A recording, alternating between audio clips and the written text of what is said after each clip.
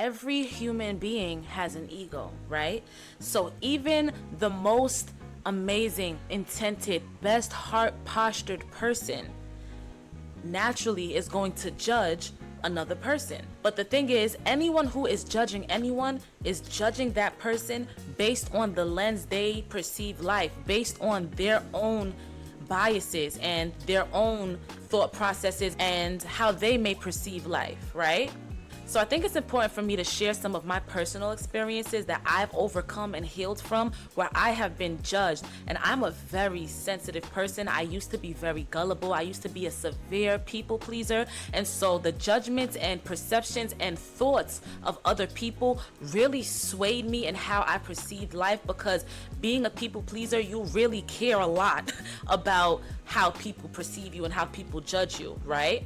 And so it created a norm within me to put myself in a box into what I thought would be acceptable to how someone else perceived me, so that I could be perceived by them how I desire to be perceived, because I always just wanted to be loved. I always just wanted to be liked. So for example, growing up, I had the type of family that poke fun at you as jokes, you know what I'm saying? And of course it was still a projection of their own insecurities, but regardless how they perceived it, and I'm aware and conscious enough to know this now, they genuinely perceived these jabs as jokes. For example, I would get consistent teasing about my weight. I was always a chubbier girl, and sidebar, I really don't even think that I was as chubby as I thought I was. I think I manifested some of my chubbiness because I would always be told about my weight. I would always be told that I had to lose weight. I would always be called fat, things like that by the family that raised me. So that made me feel like I was bigger than I was. But I remember recently looking at a picture of when I vividly remember being so freaking huge, and I was not that big. I was just a child. It was crazy.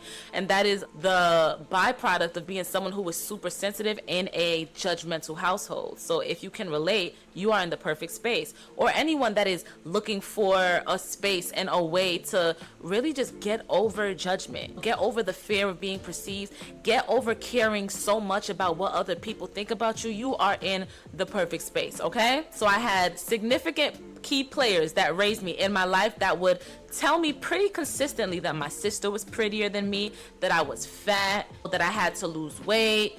If I was eating something past a certain time, I would be told, no, you can't eat this, but then I would get food taken away from me. I would be told that I couldn't eat a certain thing, but then watch someone else that was thinner than me at the time being allowed to eat something, or even literally given what I had for myself given to that other person. That all created a lot of low self-esteem, people pleaser mentality, a lot of self-consciousness in my state of being.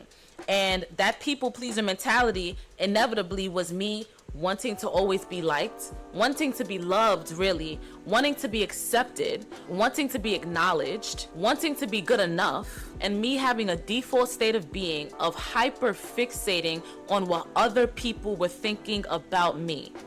Miserable life.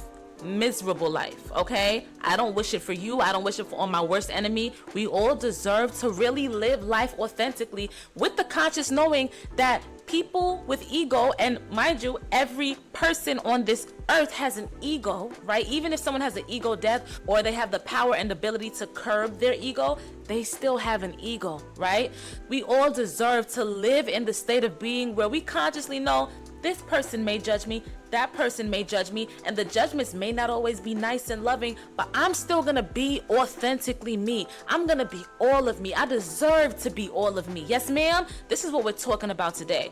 Let's start with the root cause of it. The root cause is a subconscious programming. Even if you had the most supportive players in your life that raised you, society in and of itself is very judgmental. The media and what is portrayed in mainstream media is very judgmental. There's a certain standard that everyone wants to be. So if you happen to not fit in the mold of that small ass standard, then it would be super normal for you to feel a bit of self-consciousness or worrying about how you're being perceived, knowing that there is a beauty standard and mind you, it don't have to be your beauty standard, but we're talking about mainstream media, right? There is a beauty standard. Not that it's right or wrong, but it is what it is. There's a beauty standard.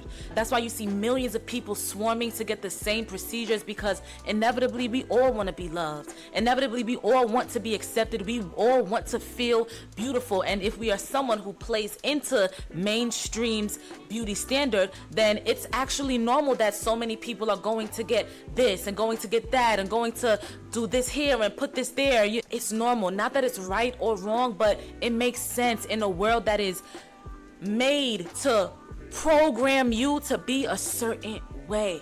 Majority of people don't even have the conscious awareness that they are being programmed. They are just moving with life.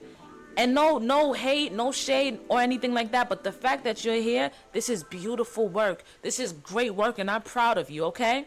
It starts as a subconscious programming, right? And this could be programmed from whatever reason, for whatever reason, at any time, okay? Majority of time, our core subconscious beliefs happen when we are children and teenagers, right? But we can always reprogram, right? So it doesn't necessarily have to only be a program that was instilled in you at that time. It could be from any time. You know, maybe we had an emotionally charged moment where it really ingrained in our subconscious mind, and the byproduct could perhaps be self-consciousness. So now we have the conscious knowing that the reason that we are fearing judgment, or the reason that we can acknowledge within ourselves that we are having too much focus outside of ourselves and how we're being perceived, and we're giving too much energy and focus to that, the first thing is the awareness of it. So let's talk about how you're going to heal this and how I have healed this and will continue to heal this. First, we have a conscious knowing. Okay, I have a conscious knowing that in this moment, I was feeling self-conscious. I was really worried about how those people were perceiving me. I was worrying about if they were judging me, what they were thinking about me. Okay, bet. I acknowledge that I was feeling that way, and I have awareness on what their awareness is on when it pertains to me. Acknowledge it. Bet. So after we have the acknowledgement, and I want to emphasize that this can work in any scenario, right? Job interview. That's normal for you to worry about if what they're thinking about you when you're dating, or if you're getting to know someone new in a platonic sense, if you're networking in business, if you're going on your first solo date. It really doesn't matter. This is going to help us express the most authentic version of ourselves, despite who's around us, despite who's perceiving us, okay? Despite the scenario. So we have that conscious knowing. The first thing we're going to do is just acknowledge it and give ourselves grace. I bet. Because mind you, we're never going to make ourselves feel bad for worrying about or even having awareness of how someone is perceiving us, because it's normal. It's something that everyone deals with. It's something that Beyonce probably even deals with. It's normal. It's a human thing. You know what I'm saying? So if you're human, you've dealt with this. So now we have that conscious knowing, and we've given grace and acknowledgement to that feeling. Okay,